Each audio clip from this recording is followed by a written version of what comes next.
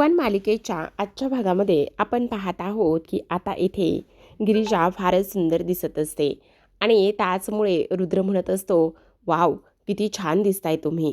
तेव्हा आता इकडे वासंतीसुद्धा म्हणत असते, हो मग सून कुणाची आहे, ती तर छान दिसणारच ना, ती तर कमाल दिसणारच ना. आणि काय रे, चला आता फोटोशूट करायचं आहे ना. तेव्हा श्री म्हणत असतो, हो तर फोटोशूट तर करायचंच आहे, का नाही करायचं फोटोशूट. असं म्हणून आता लगेचच ती लोक फोटो काढायला सुरुवात करत असतात. आता इकडे जो काही श्री आहे तो म्हणत असतो, चला बरं पटापट तुम्ही मस्त अशा पोच द्या.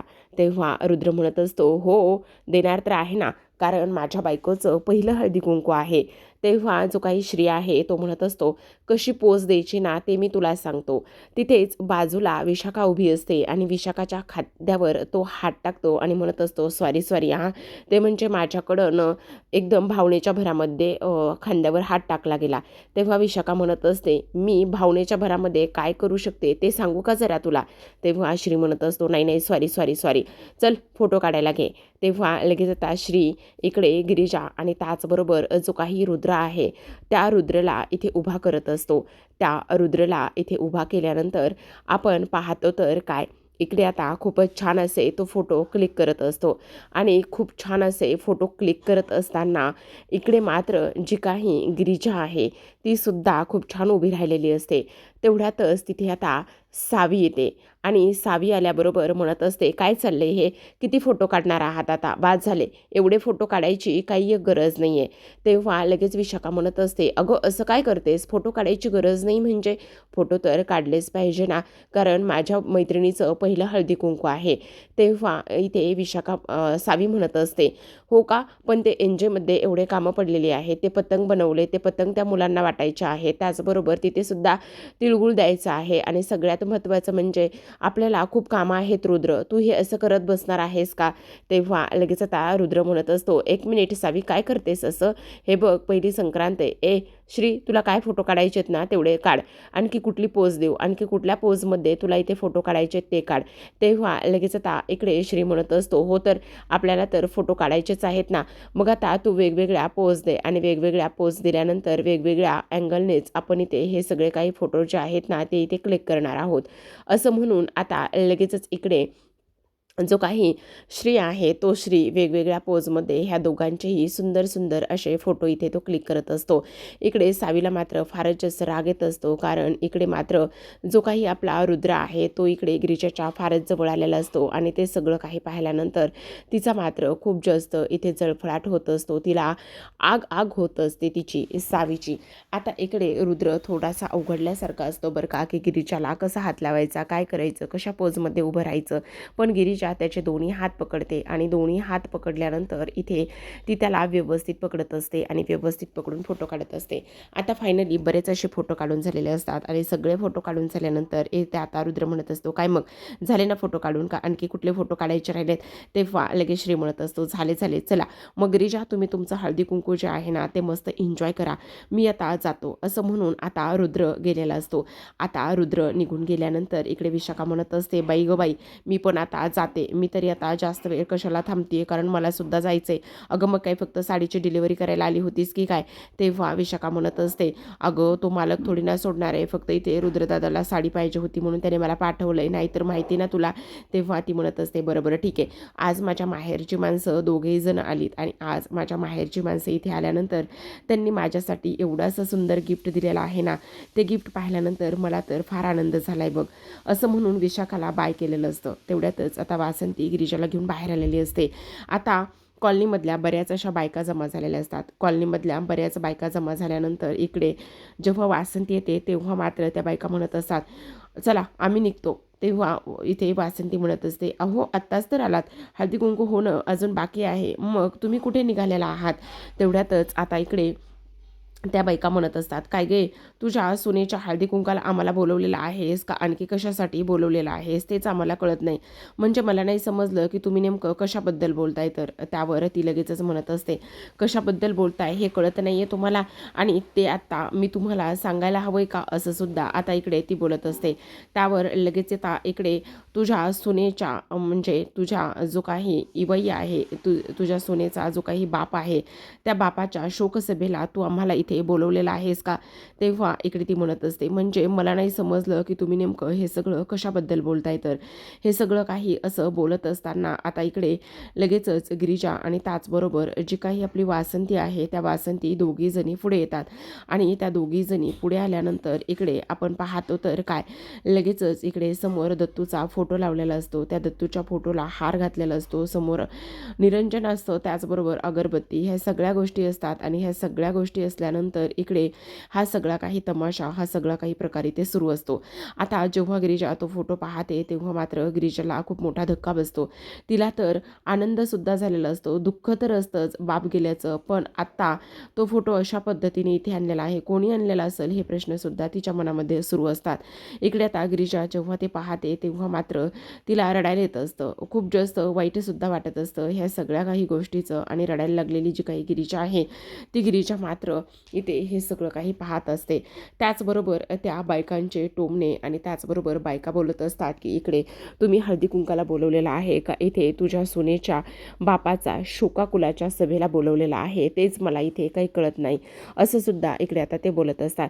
तेव्हा आता उर्वशी म्हणत असते, हो, तुम्हाला त्या सगळ्या गोष्टीसाठीच इथे बोलवलेलं आहे, तुमच्या ती गोष्ट लक्षात येत नाही आहे का? अहो, तुम्हाला काय सांगायचं, ही पोरगी आहेच तशी. अहो, ही पोरगी या घरामध्ये आल्यापासून काय सांगायचं, काय काय कारनामे केलेत आणि काय काय नाही, तुम्हाला काय म्हणून सांगू. अहो, त्या दीड दमडीच्या चाळीमध्ये लहानाची मोठी झाली हो, धड तिथं पुरतं जेवायला पण नाही आहे ह्या पोरीला. आणि धड तिथं पुरतं जेवायला नसून सुद्धा तुम्हाला एक गोष्ट सांगू का, आता ह्या घरामध्ये आली तर काय आणि किती किती नखरे करते काही विचारू नका, असं सुद्धा आता इथे ती बोलत असते. आता गिरिजाचा सगळ्या बायकांसमोर ती अपमान करत असते. तुम्हाला एक गोष्ट सांगू का, एवढ्या मोठ्या घरची सून झालेली आहे, मग आता आमची प्रॉपर्टी हडपण्याचा, ह्या घरावर राज्य करण्याचा आणि त्याचबरोबर आमचे सगळं काही लुबाडण्याचा हाच तिचा इथे प्लॅन आहे बघा, दुसरं काही नाही. तुम्हाला तेच सांगण्याचा मी इथे प्रयत्न करत आहे, हे सुद्धा आता इकडे उर्वशी सगळ्या बायकांना सांगत असते. आणि बघा ना, आत्तासुद्धा एक गोष्ट तुमच्या लक्षात येते का, आता हळदी कुंकाच्या वेळेस ह्या पोरीनं इथे तिच्या बापाचा फोटो ठेवलेला आहे आणि हा फोटो इथे ठेवल्याच्यानंतर तिला काय सिद्ध करायचं आहे, इकडे फक्त आणि फक्त तिच्या बापाचा शोकाकुलच इथे हे करायचं आहे, म्हणजे भरल्या घरात हळदी कुंकू आहे आणि ही बया असं करत आहे. आता मात्र इकडे गिरिजाला फारच मोठा धक्का बसतो. आता इकडे ती म्हणत असते, काही नाही हो, फक्त आणि फक्त ही पोरगी इथे प्रॉपर्टीसाठी हे सगळं काही करत आहे, बाकी काही नाही आहे. बघा ना, आमच्या एवढ्या भरल्या घरामध्ये हा असा फोटो लागतोय. अहो, हिचे खाण्याचे दात वेगळे, दाखवायचे दात वेगळे आहेत, एक नंबरची पोचलेली पोरगी आहे बघा ही. आणि त्याहूनही सगळ्यात महत्त्वाचं म्हणजे आमच्या सगळ्या घरातल्या लोकांना हिने अक्षरशः इथे फिरकी घेतलेली आहे, म्हणजे अक्षरशः भुरळच घातलेली आहे बघा. ह्या सगळ्या गोष्टी आता इथे उर्वशी बोलत असते. आता गिरिजाला रडायला येत असतं. गिरिजा फार थकलेली असते तिच्या वडिलांबद्दल, त्याचबरोबर आज तिचं हळदी कुंकू होतं आणि आज हळदी कुंकाला या पद्धतीने ही जी काही उर्वशी आहे ना, ती हे सगळं काही बोलते, त्यामुळे तिला तर फारच मोठा धक्कासुद्धा इथे बसलेला असतो. त्याहूनही सगळ्यात महत्त्वाची गोष्ट म्हणजे आता इकडे गिरिजा रडत असते. आता ह्या सगळ्या गोष्टीमध्ये जी काही वासंती आहे ना, ती वासंती मात्र तिला आता इथे साथ देताना सुद्धा प्रेक्षकांनो आपल्याला दिसणार आहे बरं का. कारण गिरिजा थकलेली असते, रडत असते, कारण आज तिच्या बाबाबद्दल असं कोणीतरी काहीतरी बोललं जाईल आणि त्याचबरोबर आज तिच्या बाप गेलेला आहे, त्यामुळे त्या सगळ्या गोष्टीचा फायदा अशा पद्धतीने इथे ही जी काही आपली उर्वशी आहे ती ह्या पद्धतीने घेईल असं मात्र अजिबात गिरिजाला वाटलंच नव्हतं. आणि ही जी काही उर्वशी आहे ती मेलेल्या माणसाचा सुद्धा असा वापर करून घेते, हे मात्र तिला अजिबात इथे सहनच होत नसतं. त्याच सोबतीला आपण पाहतो की इकडे आता जी काही वासंती आहे ती वासंती पुढे येते आणि वासंती पुढे आल्यानंतर इथे गिरिजाला ती आधार देत असते आणि म्हणत असते, हो, एक मिनटं, आज माझ्या सुनेचं हळदी कुंकू आहे, त्याहूनही सगळ्यात महत्त्वाचं म्हणजे तुम्ही अशा पद्धतीने बोलू नका, कारण उर्वशी पुन्हा म्हणत असते, अगं त्यांना काय समजावतेस तू? अहो, तुम्हाला एक गोष्ट लक्षात येते का? ही पोरगी जेव्हा घरामध्ये आली ना, तेव्हा ह्या घरासाठी ती अपशकुनी ठरलेली आहे. घरात आली, बापाला गिळलं. त्याचबरोबर तुम्हाला अशा पोरीकडून तुमच्या कपाळाला हळदी-कुंकू लावून घ्यायचं आहे का? बघा बाई, जर तुम्ही अशा पोरीकडून कपाळाला हळदी-कुंकू लावलं आणि तुमच्या कुंकवाला जर काही झालं, तर त्या सगळ्या गोष्टीला जिम्मेदार कोण असणार आहे? तेव्हा बायका म्हणत असतात, नाही गं, नाही, नाही, नाही. आम्हाला ही असली रिस्क आणि ह्या असल्या गोष्टी अजिबात घ्यायच्या नाही. काही जरी झालं ना, तरीसुद्धा आम्ही एवढी मोठी रिस्क ही घेणारच नाही आहे. नाही, नाही, चला गं बायांनो, चला. असं आता इकडे त्या बोलत असतात. तेवढ्यातच आता त्या बायका निघालेल्या असतात, तर उर्वशी मध्यस्थी करते आणि म्हणत असते, एक मिनिट थांबा, काय चाललंय तुमचं? हां, काय बोलताय काय तुम्ही? तुम्हाला कळतंय का की तुम्ही काय बोलताय काय नाही ते? असं कसं बोलू शकता तुम्ही? तुमच्या गोष्टी लक्षात येत आहेत का? अहो, आज माझ्या सुनेचं माहेरचं कोणीच नाही आहे. आणि त्याहूनही सगळ्यात महत्त्वाचं म्हणजे हा जो काही फोटो इथे लावलेला आहे ना, तो फोटो लावलेला आहे तर मग माझ्या सुनेला कोणीतरी आशीर्वाद देण्यासाठी इथे आलेला आहे. तो फोटो मीच लावलेला आहे इथे. असं मुद्दाम आता इकडे वासंती म्हणत असते. कारण तो फोटो मी ह्याकरिता लावलेला आहे की माझ्या सुनेच्या माहेरचं कोणीतरी पाहिजे आणि माझ्या सुनेच्या माहेरचं तिला आशीर्वाद देण्यासाठी कोणीच नव्हतं आणि त्याचमुळे मी ह्या सगळ्या गोष्टी केलेल्या आहेत. आणि काही जरी झालं ना तरीसुद्धा एक गोष्ट मात्र नीट लक्षात ठेवा, इथे माझी सून एकटी नाही आहे. तिच्यासोबत तिची सासू कायम सोबत असणार आहे. माझ्या सुनेने आत्तापर्यंत ज्या काही गोष्टी केलेल्या आहेत ना, त्या गोष्टी काही एक चुकीच्या केलेल्या नाही आहेत. कारण इथे ती ह्या घरामध्ये आल्यापासून तिने मला बोलायला शिकवले, सगळ्या गोष्टी करायला शिकवलेल्या आहेत. तेव्हा तिला सगळं काही आठवतं. कशा पद्धतीने तिच्या म्हणजेच उर्वशीच्या विरोधात जाऊन तिने तिला साथ दिली होती. कशा पद्धतीने ह्या सगळ्या गोष्टी केल्या होत्या हे सगळं काही तिला आठवू लागलेलं असतं. मग आज तिने माझ्यासाठी एवढं सगळं काही केलेलं आहे, तर मग आज आपण तिच्या पाठी खंबीरपणं उभं राहणं आणि त्याचबरोबर खंबीरपणं उभं राहिल्याच्यानंतर इकडे काही जरी झालं ना तरीसुद्धा आपण तिला साथ दिली पाहिजे. ह्या सगळ्या गोष्टी इथे ती पाहत असते आणि ह्या सगळ्या गोष्टी पाहिल्याच्यानंतर आता तिला खूप आनंदसुद्धा इथे होतच असतो. काही जरी झालं ना तरीसुद्धा आपण इकडे तिच्या पाठी खंबीरपणे उभं राहिलं पाहिजे, तिला साथ दिली पाहिजे. ह्या सगळ्या गोष्टींचा ती आता इथे विचार करत असते. आता सगळ्यात महत्त्वाचं म्हणजे इकडे लगेचच वासंती म्हणत असते, मग आता हळदी-कुंकवाला सुरुवात करायची आहे. कारण मला तर माझ्या सुनेच्या हातून हळदी-कुंकू पाहिजेच आहे. असं म्हटल्यानंतर आता इकडे लगेचच गिरिजा वासंतीला हळदी-कुंकू देते, नमस्कार करत असते. आता वासंतीला हळदी-कुंकू दिल्यानंतर नमस्कार केल्यानंतर गिरिजाच्या डोळ्यामधले अश्रू ही वासंती पुसते. त्यानंतर इथे ती म्हणत असते, थँक्यू आई, आज तुमच्यामुळे ह्या सगळ्या गोष्टी झालेल्या आहेत. त्यावर लगेचच आता इकडे ती म्हणत असते, अगं माझ्या भार मानण्याची काही गरज नाही आहे आणि हे बघ मी असं फार काही केलेलं नाही आहे असं सुद्धा ती इथे बोलत असते. तेव्हा लगेच आता ती म्हणत असते, काय हो मग आत्ते सासूबाई घ्या, हळदी कुंकू घ्या आणि हळदी कुंकू देत असते आणि त्याचबरोबर ती तिला नमस्कारसुद्धा करत असते. त्याहूनही सगळ्यात महत्त्वाची गोष्ट म्हणजे ती म्हणत असते, तुम्हाला एक गोष्ट सगळ्यांना मला सांगावीशी वाटते. कारण तुमच्या सर्वांच्या एक गोष्ट लक्षात येते का, की हा जो काही माझ्या बाबांचा फोटो आहे ना, तो फोटो इथे कसा आला, काय आला, ह्याच गोष्टी तुम्हाला जाणून घ्यायच्या आहेत ना. अहो, माझ्या आत्ते सासूबाई आत्तापर्यंत जे बोलल्या ना, त्या फक्त आणि फक्त इथे मस्करी करत होत्या. त्यांना मस्करी करण्याचा फार आनंद आहे. खरं तर त्यांना माझी फार काळजी वाटते. जेव्हापासून मी ह्या घरामध्ये आले ना, तेव्हापासून त्यांनी मला आपलंसं केलेलं आहे. खरं तर मला आई नाही, बाबा होते आणि बाबासुद्धा निघून गेले. मी पोरकी झाले हो ह्या घरामध्ये आणि मी कधी अशी मोकळं होतच नाही किंवा अशी कधी ओपन अप होऊन बोलतच नाही. त्यामुळेच माझ्या आत्ते सासूबाईंना असं वाटलं असेल की इकडे हळदी-कुंकाला माझ्या बाबांचा फोटो लावावा आणि त्याचबरोबर मी रडावं, मोकळं व्हावं. पण खरं तर आता इथे मी ह्या घरामध्ये आले, तेव्हा मला खूप परकं वाटायचं. असं वाटायचं की ह्या घरामध्ये माझं कोणीच नाही. पण आईच्या रूपामध्ये मला सासू मिळाली. असं म्हणतात की सासू ही सासूच असते, पण तसं अजिबात नाही घडलं माझ्या बाबतीत. कारण जेव्हा जेव्हा मी आईला बोलले तेव्हा तेव्हा आईने माझ्या प्रत्येक दुःखावर, प्रत्येक गोष्टीवर मायेने फुंकर घातली. आता पण बघा ना, त्यांना माझी किती काळजी आहे. मला त्रास होऊ नये, मला माझ्या माहेरची आठवण येऊ नये म्हणून त्यांनी माझ्या बाबांचा फोटो इथे आणला. खरं तर हा फोटो माझ्या आईनी नाही आणला, तर हा फोटो माझ्या आत्ते-सासूबाईंनी इथे ठेवला आहे. कारण त्यांनासुद्धा माझी तेवढीच काळजी आहे. आणि आत्तासुद्धा इथे बघा ना, त्यांनी माझी बाजू खंबीरपणे उभी राहून घेतलेली आहे. एका मुलाला जसा कोणी बोलल्यावर त्रास होतो आणि आई खंबीरपणे पाठीमागे उभी राहते, समोर उभी राहते त्याच्या ढाल बनून, तशीच ही माझी आईसुद्धा खंबीरपणे ढाल बनून उभी राहिली आहे. या सगळ्या गोष्टी इथे बोलत असते वासंतीबद्दल. तेव्हा वासंतीला सुद्धा फारच भरून आलेलं असतं. आता इकडे सगळ्यात महत्त्वाचं म्हणजे गिरिजा म्हणत असते, तुम्ही आत्ता बरोबर बोललात.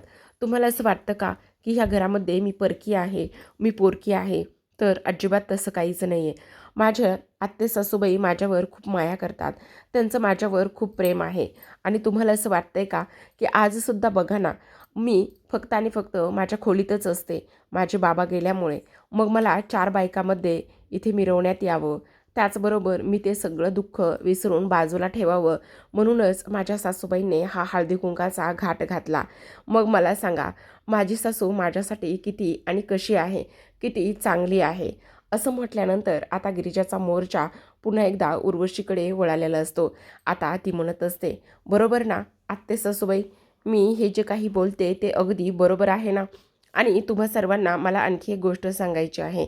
खरं तर ह्या घरामध्ये माझ्या आईलाच माझी काळजी नाही आहे बरं का. इथे ह्या ज्या काही आत्ते-सासूबाई आहेत ना, त्या आत्ते-सासूबाईंनासुद्धा माझी फार काळजी आहे. म्हणजे तुम्हाला एक गोष्ट सांगू का? आता बघा ना, एवढं छान हळदी-कुंकाचा कार्यक्रम आहे.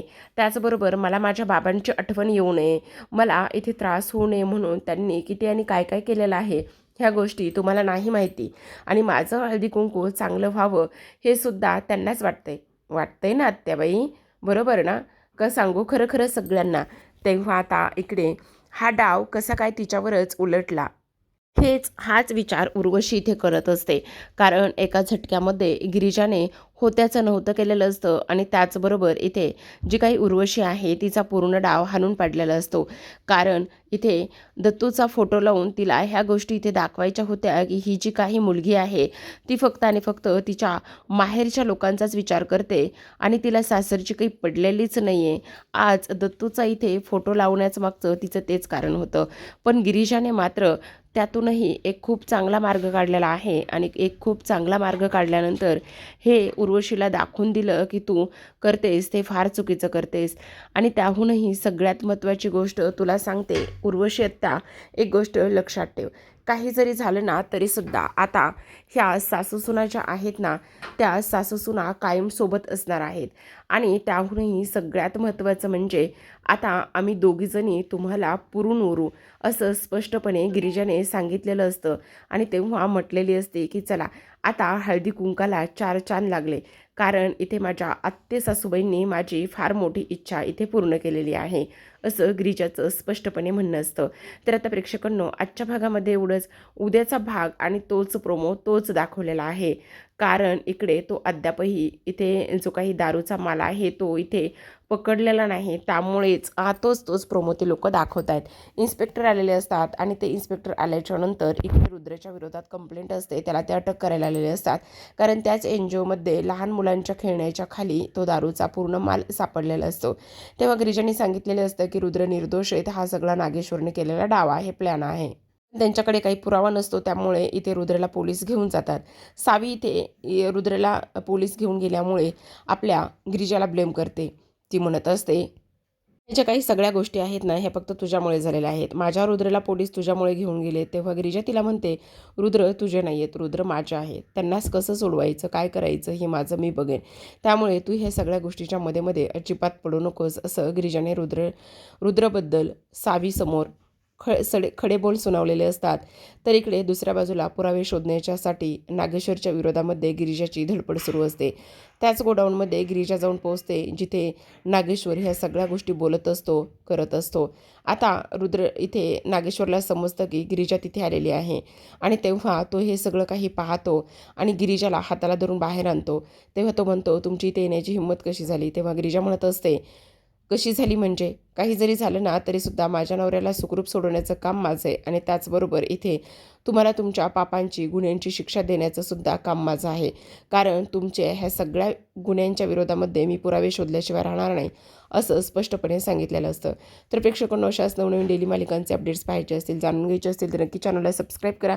भेटूयात उद्याच्या भागामध्ये. तोपर्यंत पाहत राहा नशीबवान.